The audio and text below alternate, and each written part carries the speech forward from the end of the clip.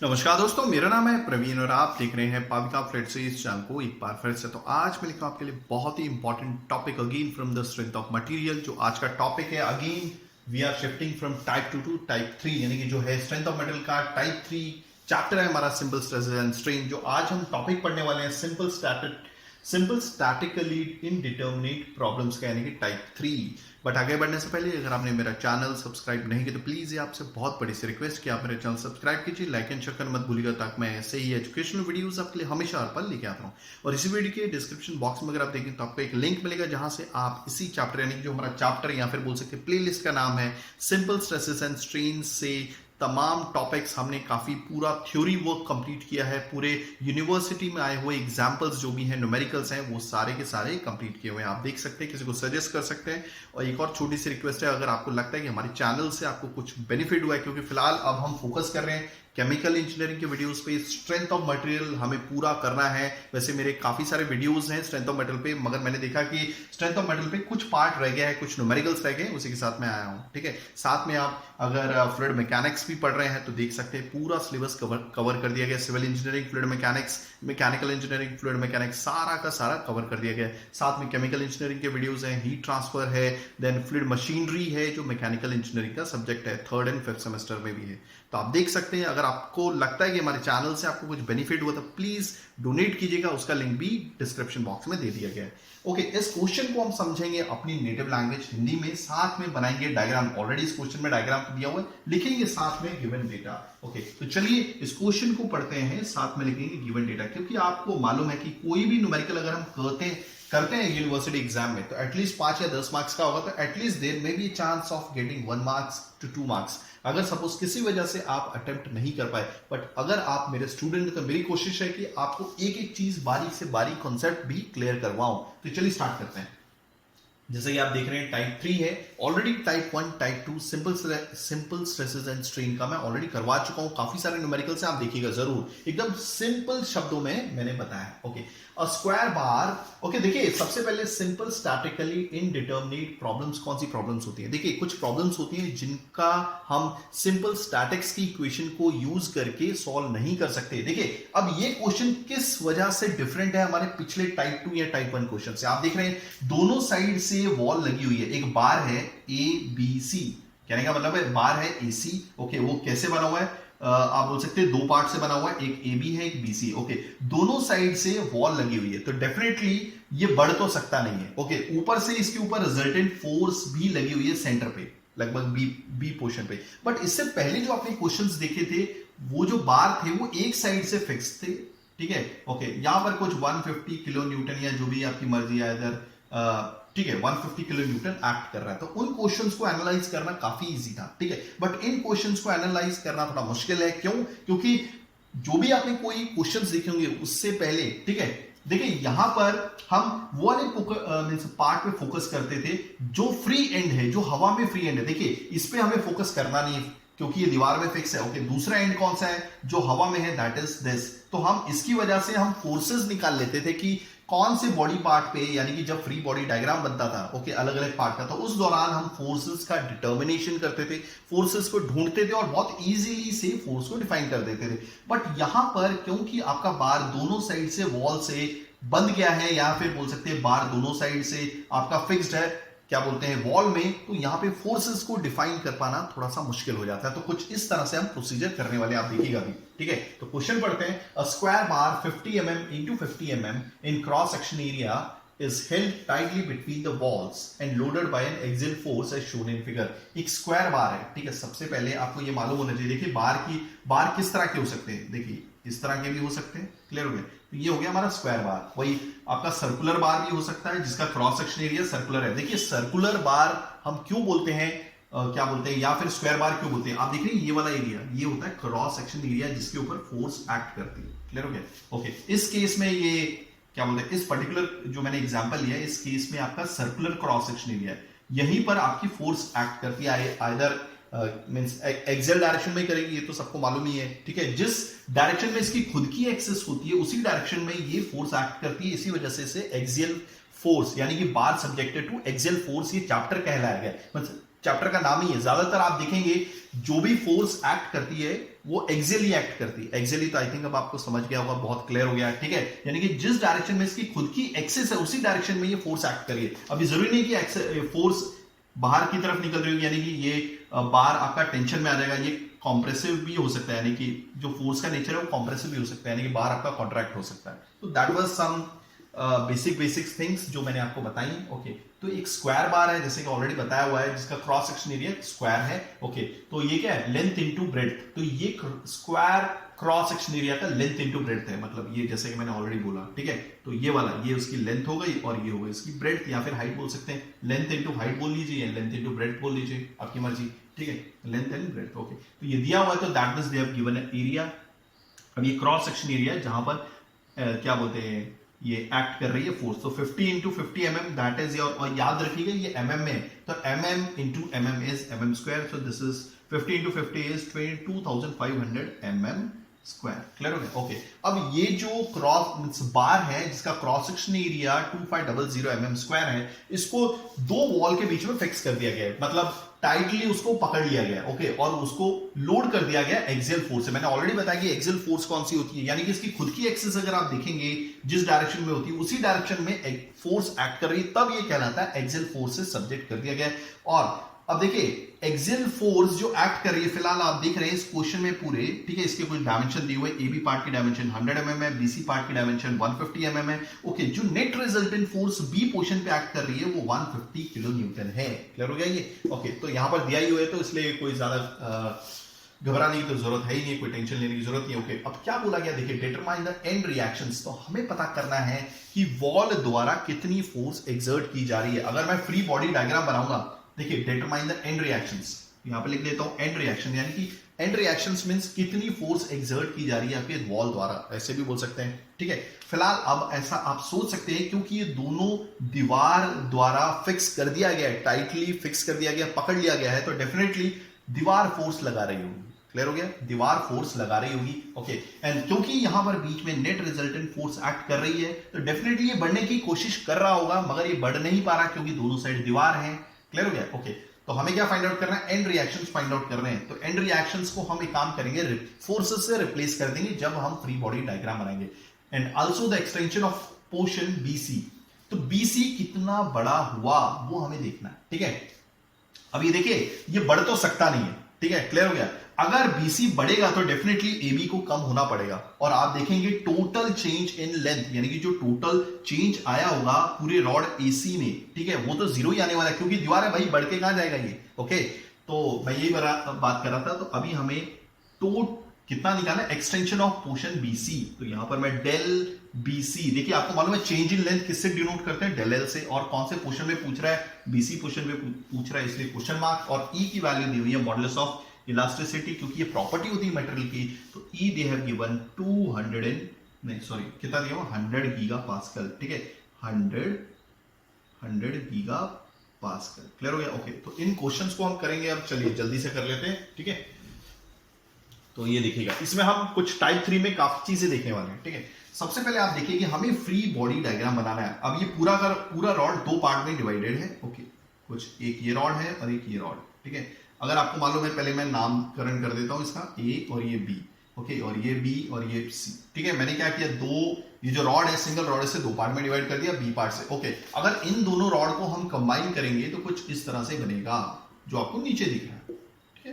इन दोनों को ज्वाइन करेंगे, आप ये भी अज्यूम कर सकते हैं या फिर ये भी अज्यूम कर सकते हैं। ओके, फिलहाल पिछले क्वेश्चन में कैसा प्रॉब्लम था ऑलरेडी बता चुका हूं कि यहां पर तो रॉड दोनों साइड से पकड़ लिया गया, यानी कि फिक्स हो गया। बट पिछले क्वेश्चंस में जो आपने देखा होगा, रॉड एक साइड से फिक्स होता था और दूसरे साइड से फ्री रहता था, और उस दौरान मतलब जो एंड आपका फ्री होता था वहां पे कुछ फोर्स एक्ट कर रही होती थी, और उसी की वजह से, उसी फोर्स की वजह से हम पूरे क्वेश्चन में फोर्स डिफाइन कर लेते थे। मगर इस क्वेश्चन में ऐसा नहीं दिया हुआ है, ठीक है। तो एक काम करेंगे, मान लीजिए कि जो फोर्स है वो एक्सर्ट की जा रही है, दी जा रही है आपके इस दीवार द्वारा, और हम बीसी पार्ट का सी पोर्शन कंसीडर करते हैं। क्लियर हो गया? आप चाहे तो ए पार्ट से भी स्टार्ट कर सकते हैं, चाहे तो सी पार्ट से भी स्टार्ट कर सकते हैं, आपकी मर्जी, ठीक है। तो मैं काम करूंगा, मुझे ऐसा लगता है, सपोज हम मान लेते हैं कि फोर्स, यानी कि जो वॉल है, वॉल द्वारा फोर्स दी जा रही है, मान लीजिए दिस इज, मैं काम करता हूं वही चीज लूंगा जो मैंने लिया है, ओके, मान लीजिए दीवार द्वारा जो फोर्स दी जा रही है दैट इज F1, क्लियर हो गया। ओके, अगर इस BC पोर्शन को जो इस क्या बोलते हैं रॉड का है पूरे AC का, अगर इसको इक्विलिब्रियम में मेंटेन करना है तो डेफिनेटली एक और फोर्स लगेगी जो इसी के बराबर होगी, जो कुछ इस तरह से एक्ट करेगी। ये दोनों फोर्स आपस में अपोजिट होनी चाहिए, F1, क्लियर हो गया। हो गया क्लियर? हाँ, एक चीज मैं यहाँ पे बना देना चाहता हूं, ये वही चीज है, ये वही डायग्राम है जो नीचे बनाया हुआ है। तो काम करता हूं, यहां पर मैं 150 किलो न्यूटन लिखता हूं। हो गया क्लियर? ओके, चलिए आगे बढ़ते हैं। अब आपको मालूम है जब ये AB पोर्शन और BC पोर्शन जुड़ जाएगा तो कुछ इस तरह से दिखेगा। ओके, तो अब हमें इस AB पोर्शन की फोर्सेस डिफाइन करनी है। आपको मालूम है कि यहां की और यहां की फोर्सेस मैंने बहुत बार बोला है आपको, ये रूल याद कर लीजिए। मतलब AB पार्ट में जो B पोर्शन है और BC पार्ट में जो B पोर्शन है, दोनों को जब कंबाइन करेंगे तो net resultant force left hand side पे एक्ट कर रहा है, वो भी कितना, 150 किलो न्यूटन। क्लियर हो गया? ये नेट रिजल्टेंट फोर्स क्या होता है हम आगे बात करेंगे, ठीक है। सबसे पहले हम AB पोर्शन की फोर्सेस डिफाइन करते हैं। अभी जैसे ये आपका AB पोर्शन, ठीक है, ये जो AB रॉड है, क्लियर हो गया, ये AB बार है, इसका B पोर्शन, और BC जो बार है आपका ये B पोर्शन, जब दोनों को जोड़ने की कोशिश करेंगे, क्लियर हो गया, ये तो मालूम है कि यही ABC रॉड ही बनेगा और net resultant force 150 kilo Newton आनी चाहिए। इस हिसाब से हमें इन फोर्सेस को डिफाइन करना है। अभी देखिए मेन चीज यहां पर है कि फोर्स का डायरेक्शन भले मैं ऐसे करूं या फिर ऐसे करूं। अगर मैं ऐसे करता हूं, बाहर की तरफ निकालता हूं, तो पोर्शन ए, जो AB बार का जो पोर्शन ए है वो भी बाहर की तरफ जाएगा। यानी कि कहने का मतलब जो फोर्स अगर मैंने बाहर की तरफ की है, ठीक है, तो यहां पर भी फोर्सेस बाहर की तरफ ही जाएगी। यानी कि जो आपका रॉड है, AB रॉड है या फिर बार है, वो टेंशन में आ जाएगा। बट ये कैसे डिफाइन कर देंगे, फोर्सेस ऐसी होनी चाहिए या फिर ऐसी होनी चाहिए, क्लियर हो गया? ओके, तो ये कैसे डिफाइन करेंगे, इसका थंब रूल है, मैं ऑलरेडी बता चुका हूं मेरे काफी सारे क्वेश्चंस में दिखेगा। अभी ये जो AB पोर्शन है और जो BC पोर्शन है, ये जुड़ने जा रहा है, क्लियर हो गया? तो ये समझ में आ गया, ये जो AB पोर्शन है और जो BC पोर्शन है ये आपस में जुड़ने जा रहा है। ओके, तो यहां पर मैं फोर्स की डायरेक्शन क्या रखूं, ये डिफाइन करेगा ये वाली फोर्स, याद रखिएगा। अब देखिए इसकी फोर्स इस डायरेक्शन में है, तो यहां पर जो फोर्स लेंगे वो आप इसके अपोजिट ले लीजिए। ये जो F1 है, सपोज अगर ये इस साइड जा रही है तो इसके अपोजिट ये वाली फोर्स होगी। हो गया क्लियर? ओके, तो अब मैं इस फोर्स को नाम दे दूंगा F2, कोई कंफ्यूजन नहीं होनी चाहिए। अब ये फोर्स जो है अंदर की तरफ एक्ट कर रही है, ठीक है, तो डेफिनेटली यहां पर भी जो फोर्स होगी वो भी अंदर की तरफ एक्ट करेगी, और इसका नाम मैंने ऑलरेडी कर दिया क्योंकि ये F2 है तो ये भी F2 है।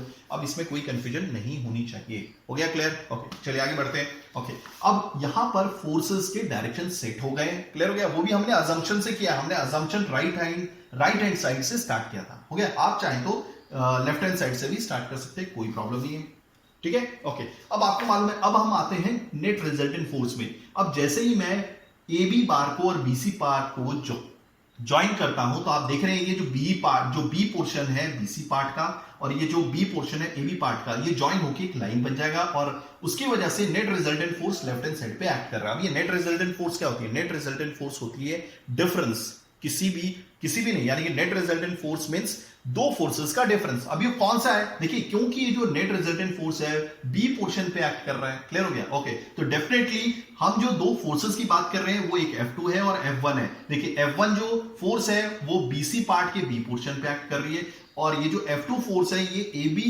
रॉड या फिर बार के B पोर्शन पे एक्ट कर रही है। तो डेफिनेटली नेट रिजल्टेंट फोर्स क्या है? दो फोर्सेस का डिफरेंस। ओके, अभी कौन सी दो फोर्सेस है? एक F2 और एक F1। बट क्या हमें F2 माइनस F1 लिखना है या फिर F1 माइनस F2 लिखना है? ये कैसे डिसाइड होगा? आप देखिएगा कि जो भी नेट रिजल्टेंट फोर्स की डायरेक्शन है, कौन सी डायरेक्शन है? लेफ्ट हैंड साइड की डायरेक्शन, यानी कि लेफ्ट हैंड साइड पे जा रहा है, तो इसकी डायरेक्शन से मैच होती हुई कौन सी फोर्स है? तो आप देख रहे हैं F2 ही वो फोर्स है जिसकी डायरेक्शन यानी कि लेफ्ट हैंड साइड है, और ये नेट रिजल्टेंट फोर्स की भी डायरेक्शन लेफ्ट हैंड साइड है। तो that means F2 is greater than F1, clear हो गया? तो दैट मींस इसको मैं मिटा दूंगा, यानी कि कैंसिल कर देता हूं। This is okay. सो अब लिख सकता हूं F2 minus F1 is equal to क्या है? नेगेटिव 150। तो ये हमारे पास एक रिलेशन आ गया किलो न्यूटन में। ओके, तो एक काम करता हूं, यहां पे लिख लेता हूं F2 minus F1 is equal to 150 kilo newton. हो गया क्लियर? चलिए, अब एक बार चीजें डिफाइन हो गई हैं। ओके, बट ना ही हमें F2 की वैल्यू मालूम है, ना ही हमें F1 की वैल्यू मालूम है। Late me check. ओके, तो अब हम कैसे आगे बढ़ेंगे? अगेन प्रॉब्लम इज देयर, तो हमें एक दूसरी इक्वेशन चाहिए होगी। अब आपको मालूम है कि देखिए नेट रिजल्टेंट फोर्स एक्ट कर रही है, तो डेफिनेटली कुछ तो चेंज आया होगा लेंथ में, बट आपको मालूम है दीवार होने की वजह से जरा भी चेंज नहीं आएगा। यानी कि जो टोटल चेंज होगा लेंथ में, ठीक है, टोटल, यहां पे टोटल लिखता हूं, वो 0 ही होने वाला है।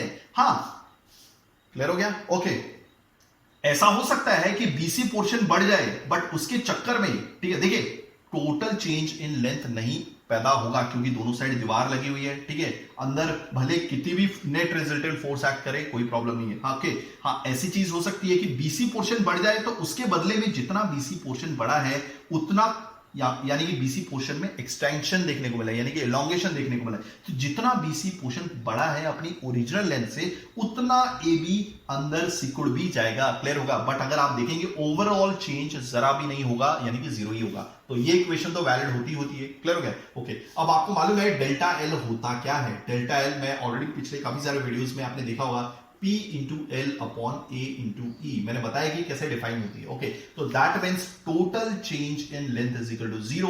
तो सबसे पहले मैं ए बी रॉड के लिए लिखूंगा और बीसी रॉड के लिए लिखूंगा। ओके, तो टोटल चेंज मैं लिखूंगा, इसको मैं डिफाइन कर दूंगा ए बी में plus total change in BC is equal to zero, clear हो गया। ओके, अब मैं बहुत अच्छे से लिखूंगा, यानी कि डेल एल, अब इस फोर्सेस का यूज करूंगा। ओके, तो मैं कैसे लिखूंगा, तो अगर मैं change in length A B के लिए लिख रहा हूं तो दैट मींस फॉर्मूला तो मैं यही यूज करूंगा। ओके, सो यहां पर जो ए बी में जो फोर्स यूज हो रही है दैट इज F2, तो F2 into L upon A into E, clear हो गया। ओके, वैसे ही मैं इसको भी लिख दूंगा। सो देयरफॉर F1, यहां पे फोर्स कौन सी एक्ट कर रही है इस बीसी रॉड पे, F1, so F1 into L upon A into E, clear, equal to zero. Okay, अगर आप देखेंगे इसे सॉल्व करेंगे तो काम करता, देखिए F1 F2 की वैल्यू तो वैसे भी नहीं हमें मालूम।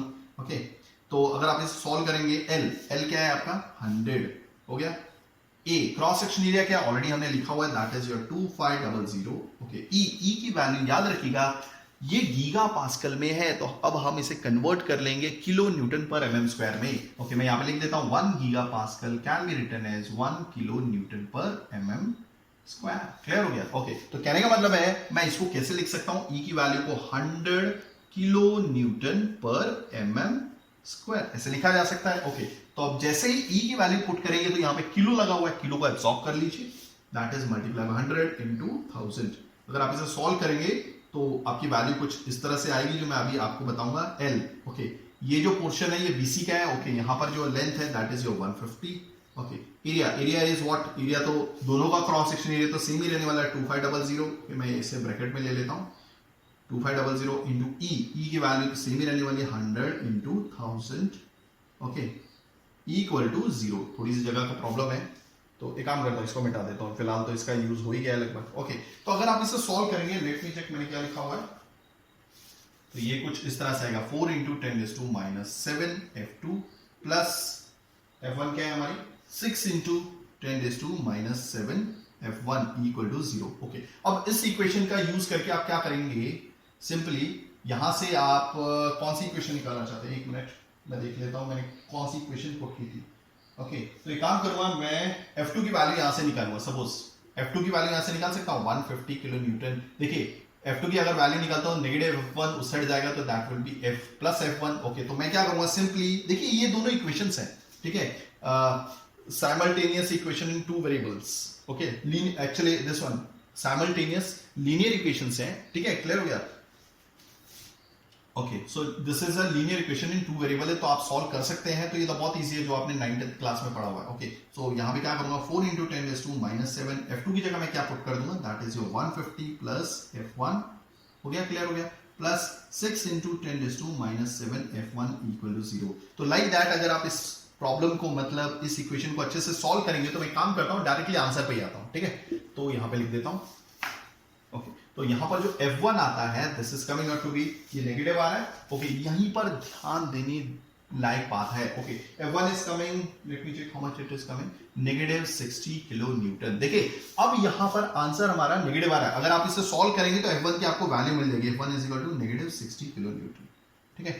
ओके, तो यहां पे देखिएगा F1 is equal to negative 60 kilo newton. इसका मतलब ये है कि जो फोर्स हमारी पड़ रही है उसका जो नेचर है वो उल्टी डायरेक्शन में, देखिए हमने यहां पर जो फोर्स कंसीडर की थी उसका जो नेचर है वो टेंसाइल नेचर है, सॉरी टेंसाइल नहीं कॉम्प्रेसिव नेचर है, यानी कि वो फोर्स दबा रही है, ठीक है। तो ये कॉन्ट्रैक्शन हम इसको समझ रहे थे कि कॉन्ट्रैक्शन होगा, एक्चुअली वैसे भी बीसी पोर्शन में उसने इलॉन्गेशन ही पूछा हुआ है, ठीक है, चेंज इन लेंथ ठीक है, पूछा हुआ है। ओके, अब हमने जो अज्यूम किया था यहां पर, हमने ये अज्यूम किया था कि जो फोर्सेस हैं वो उसको कंप्रेस करें, यानी जो फोर्सेस का नेचर कंप्रेसिव है, बट हमारा आंसर आ गया नेगेटिव है। दैट मींस हमारा जो फ्री बॉडी डायग्राम है वो ये सही नहीं है। क्लियर हो गया? ओके, तो ये क्या होना चाहिए? दैट इज योर, एक्चुअली में इस तरह से होना चाहिए, this is F1 and this is F1, ठीक है, क्योंकि ये पॉजिटिव है, तो यानी कि 60 किलो न्यूटन आप लिख सकते हैं इसकी जगह पे।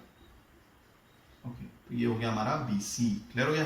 ओके, चलिए, अब हमें क्या चाहिए था? वैसे हमें चाहिए क्या था? Change in length of BC। Okay, तो अब आप ऑलरेडी आपको मालूम है ये हो गया F1। ओके, अब एक काम करता हूं, मैं F2 की वैल्यू भी निकाल लेता हूं। F2 की वैल्यू क्या थी? That is your 150 plus F1, already हमने निकाला हुआ है यहाँ पे। So therefore F2 is equal to 150 plus F1। F1 की वैल्यू है नेगेटिव 60, ठीक है, ये प्लस का साइन फॉर्मूले का है। ओके, खुद की वैल्यू इसकी नेगेटिव 60 है। So therefore F2 is equal to how much it is? This is 90 kilo newton. तो आप देख रहे हैं F2 की वैल्यू भी आ गई है, तो यहीं पर मैं लिख देता हूं therefore F1 is equal to negative 60। Clear हो गया? नेगेटिव शो साइन ये शो कर रहा है कि जो इसकी डायरेक्शन है वो एक्चुअली में ये होनी चाहिए। क्लियर हो गया? फोर्स की वैल्यू नेगेटिव नहीं है एक्चुअली में, ये सिर्फ बता रहा है कि आपका जो फोर्स का नेचर है वो क्या होगा? टेंसाइल होगा नेचर, यानी कि इलॉन्गेट होगा ये। ओके, और जो F2 आया that is your 90 kilo newton, ये भी लिख लेते हैं, that is F2 is equal to 90 kilo newton. Clear हो गया? ओके, चलिए अब इसे सॉल्व कर लेते हैं। और हमें क्या निकालना था? Let me check how much is the time.